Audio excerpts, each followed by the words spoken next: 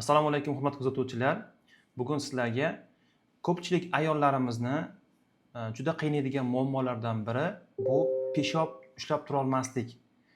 Shu kasallikni davolash va uni bartaraf qilish yo'llari haqida sizlarga ma'lumot bermoqchiman.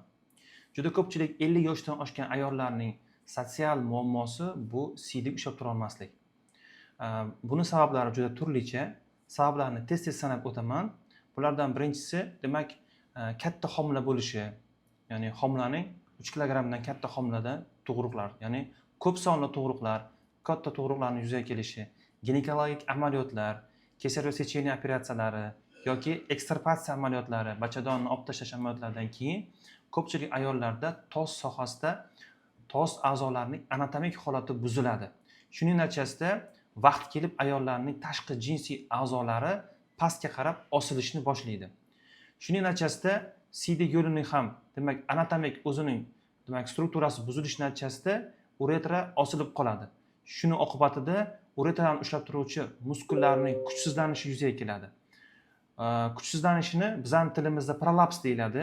Shuni oqibatida ayollarimizda yo'talganda, aksirganda, og'riq ko'targanda, birorta bir jismoniy yuklamalarni bajargan paytda peshobning demak noixtiyoriy ravishda to'satdan chiqib ketishi ro'y beradi.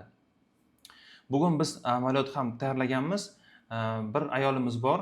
Ularda xuddi shunaqa shikoyatlar bilan murojaat qilib keldilar. Biz ularga zamonaviy tipdagi davolashni tavsiya qildik. Ya'ni bu jarrohlik yo'li bilan mini jarrohlik hisoblanadi. Ya'ni ayolimizda ikkita kasallik bor. Ham peshob ushlab tura olmaslik hamda qinning tashqariga demak osilib qolishi, chiqib ketishi. Albatta bu ayol kishi uchun juda katta diskomfort tug'diradi. Sababi jinsiy hayotda ham muammolar yuzaga kelishi boshlaydi hamda demak siydik ushlab tura olmaslikda. Siydikning mukammal ushlab tura olmasligi insonning hayotdagi juda ko'pchilik muammolari, xususan demak tahorat bilan bog'liq, ibodat bilan bog'liq bo'lgan demak diskomfortlar chaqiradi.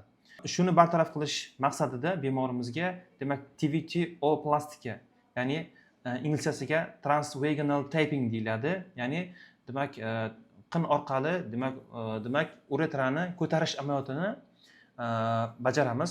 Bu amaliyot juda ham demak kam invaziv hisoblanadi. Maxsus lentalardan foydalanib demak demak uretrani tepaga ko'taramiz va uni tabiiy bukilmasi bo'ladi. O'zi uretra normada bunday ko'rinishda bo'lsa, ayollarda mana bunaqa ko'rinishda bo'ladi.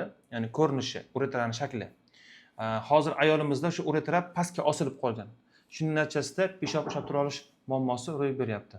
Undan tashqari ayollarda siydik ushlab tura olmaslikka demak yuqorida sanab o'tgan kasalliklarimiz, ya'ni ginekologik amaliyotlar, tos a'zolarini prolapsdan tashqari yana bitta katta guruh kasalliklar bor. Bu neyrogen qovuq yoki giperaktiv qovuq degan kasallik bo'ladi. Bularni farqlab olish juda ham demak mushkul. Buning uchun faqat shifokor urolog qabulida bo'lib bir qancha tekshiruvlardan o'tgandan keyin aniqlab olish mumkin.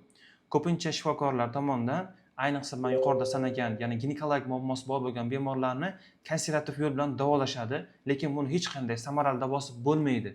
Sababi dorilar ichgandan hech qachon uretraning anatomik holati qaytib o'zining holatiga qaytmaydi. Ba'zi bir ayollarda, men oldingi videolarimda ham aytganman, ba'zi bir ayollarda demak giperaktiv holat, ya'ni qovoqning ta'sirchanligi holati bo'ladi. Ularda siydik tutolmaslik bo'lishi mumkin. Lekin ularga maxsus guruhdagi dori preparatlar berilgandan keyin u muammo o'z-o'zidan bartaraf bo'lib ketadi. Yana bir guruh bemorlarimiz bor.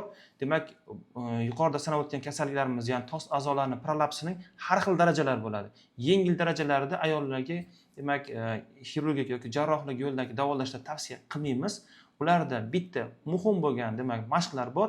Kegel mashqlari deyiladi.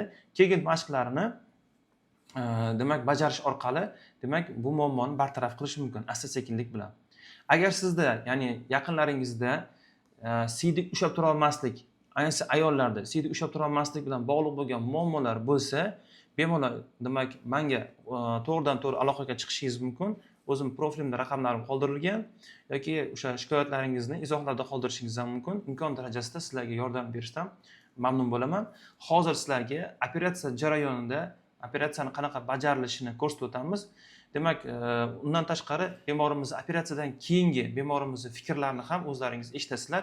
Operatsiyagacha bo'lgan holatdagi hamda operatsiyadan keyingi holatlarni o'zlari sizlarga tasvirlab beradilar. Inshaalloh bu videoni olishimizdan maqsad respublikamizda juda ko'pchilik qiynayotgan bemorlarga aynan shu turdagi kasalliklarni yordam berishda, demak, bizning videomiz agar ularga manfaat bersa, xursand bo'lamiz. Videomizga like bosib, yaqinlarga tarqatib qo'yishni unutmang. Sog' va salomat bo'ling. Demak, bemorimizga mana shunaqa maxsus lenta qo'yamiz. Bu lentani demak, uretraning tagidan ko'tarilib qo'yiladi. Hozir maxsus kurchoklar bilan qo'yiladi. Bu jarayonni ko'rsatamiz. Bu lenta organizmga hech qanaqa reaksiya bermaydi. Shu vaqt kelib organizm to'qimalar bilan moslashib ketadi hamda uretraning ko'tarilishiga sababchi bo'ladi. Natijada bemorda siydik ushlash bilan bog'liq bo'lgan demak muammoni bartaraf qiladi.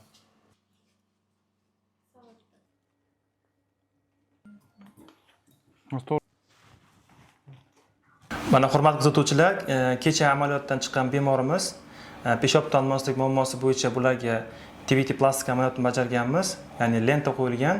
Ana bugun katerlarni olib tashladik. Olib tashlagandan keyin bemorimizni o'zlari gapira olmaydilar, mana opalari gapirib beradilar, chunki o'zlari uyalyaptilar. Ularning fikrlarini eshitib ko'ramiz. Assalomu alaykum. Mana bu singlimiz urologik bo'yicha ancha yillardan beri qiynalayotgan edi. Xudoga shukr, mana kecha operatsiyadan juda muvaffaqiyatli o'tdi desak ham bo'ladi. Kecha sal anaqa bo'lgan edi, bugun ancha yaxshi. Xudoga shukr. Katta rahmat shu klinikadagi Imom klinikasiga. Biz juda xursand bo'lib ketyapmiz bugun mana. Kecha kelgan edik, bugun chiqib ketyapmiz o'sha. Biz peshob tanmaslik bo'yicha muammolar bartaraf bo'ldi, opa? Ha, albatta. Hamma tomonlama yaxshi, Allohga shukr. Oyoqqa turdi bir kunda. Mana shu ketyapmiz endi. Xudo xohlasa uyga. Mana shunaqa kasalliklar bo'yicha kimdir qiynalayotgan bo'lsa, bu reklama emas birinchidan. Prosta bizga muvaffaqiyatli o'tgani uchun hammaga shuni tilab qilamiz. Xudo xohlasa hammaga Alloh anaqa qilsa, osongina o'tib, Xudo xohlasa shifosini beradi. Dardini bergan shifosini ham beradi Alloh, Xudo xohlasa.